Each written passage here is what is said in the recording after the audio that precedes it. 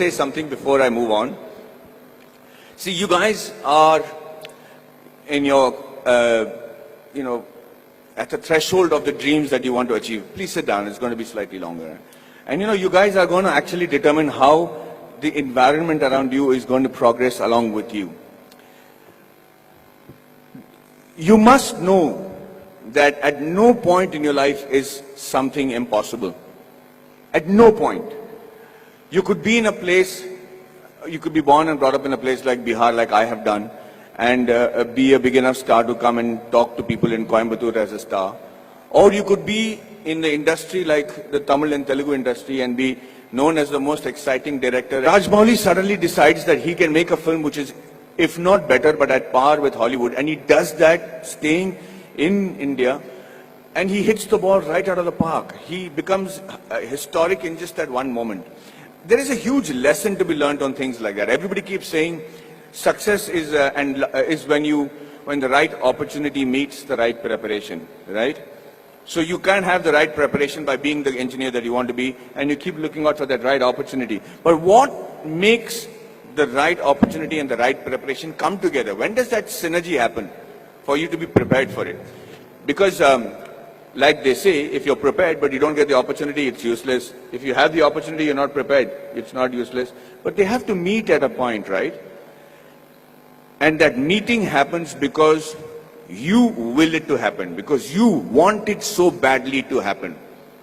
I could be walking down any street, I could be anybody, but why did that one director come and meet me and wanted me to act in that television serial?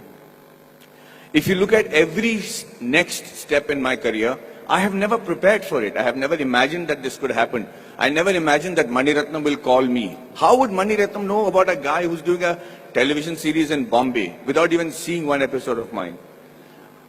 So let's come back to that one point that happens, the synergy that happens between the right opportunity and the right preparation. And that happens when you have what is called situational awareness. So let me tell you a little bit about situational awareness.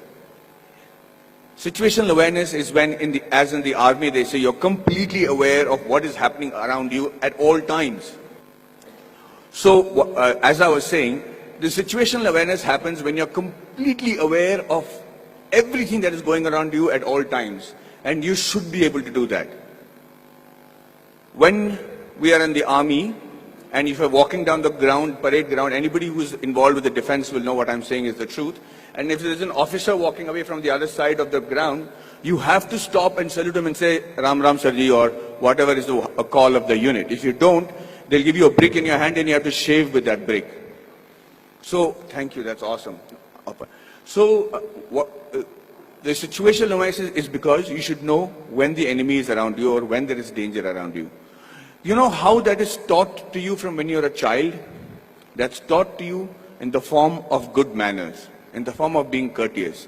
So when you say a good morning, or you're saying a good afternoon, or you're looking around and helping a teacher who's carrying a book and being aware that she needs help, or you're watching around and stepping over a drain and not tripping on yourself, you should know that you're fairly evolved in the art of situational awareness.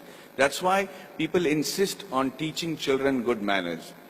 And anybody who has good manners, it's not just a desire, it's not the desire just to be considered to be a polite guy, but the ability to know when somebody needs to be wished, somebody needs help, somebody is in need of assistance, or somebody has to run away. And that's why you teach your child good manners. And I will tell you today, from the bottom of my heart, I might not be completely worthy of some of the opportunities that I got, but I grabbed it like hell. And I got those opportunities simply because I was a very well-mannered person. I was able to,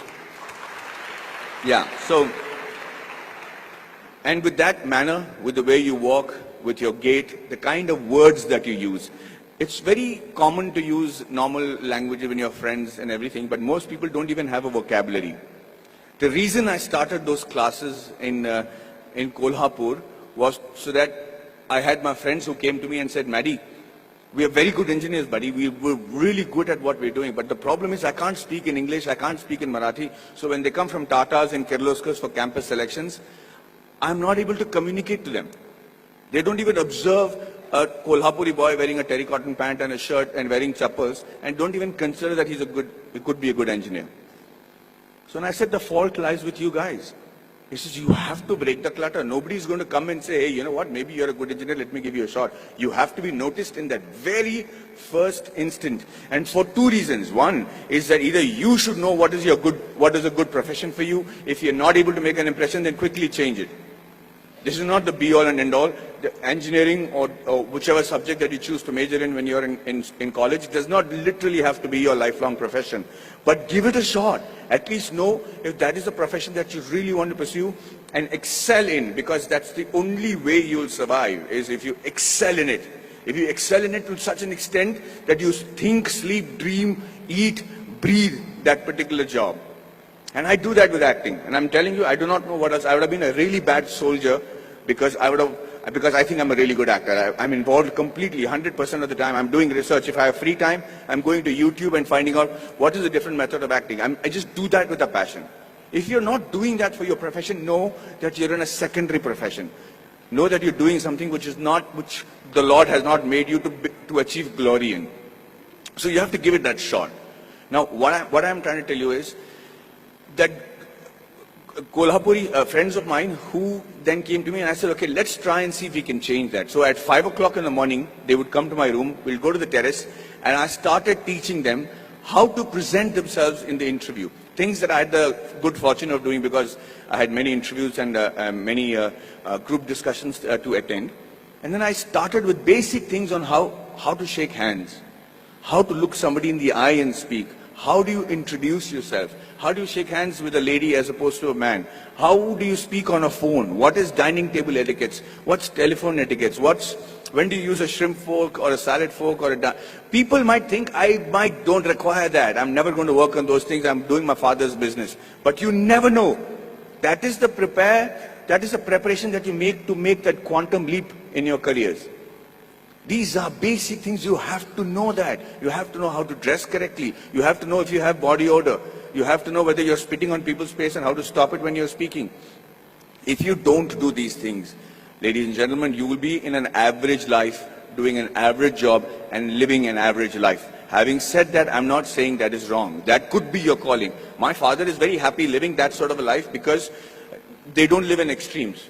But if you have a passion and if you have a desire to be exceptional, if you have a desire to be seen apart from the crowd, then this is the bare minimum thing you should do. So when these guys went for the interview the next time in Kolhapur, I made it a point to call the Tatas and say, hey, you know what is wrong? Because I am from Jamshedpur, from the Tata Steel town. I knew the officers, I knew the senior gentlemen.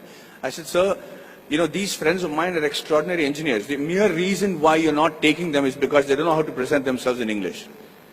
How long is it going to take for you to send somebody who knows Marathi in your panel so that they can actually judge and see if these guys are good enough for Tata Steel? Do you need good people who speak in English or do you need somebody who are good engineers? And he agreed. He actually sent people from Maharashtra, and for the first time in the history of Kolhapur, we had 5 guys getting into Tata Steel and Kirloskars. And I just wanted to say that I'm not taking credit for it. I just felt bad because it is just a small 3-day push that they required to achieve that. So when they were interviewed, they said 4 years of learning engineering one side, and those 3 days with Maddie, we became engineers and successful today because of those 3 days. And what I am teaching you is nothing extraordinary. It is simple stuff. It's the norms. It's the way of the world. So yes, we are all radicals here. I mean, you guys are very awesome students. You're sitting there quietly listening to me. We used to make a ruckus if somebody came to give a speech. But the idea is that you have to connect to the audiences that you're speaking to. Public speaking and group discussion skills can be taught in 15 minutes. I used to challenge my students that I should say, I will hold each and every one of your attention for 15 minutes because I will say such relevant stuff that you will be forced to pay attention to me. And that's how you make an impression. That's how you break the clutter. That's how you get seen in this world, and that's how you can achieve glory for yourself and this wonderful nation.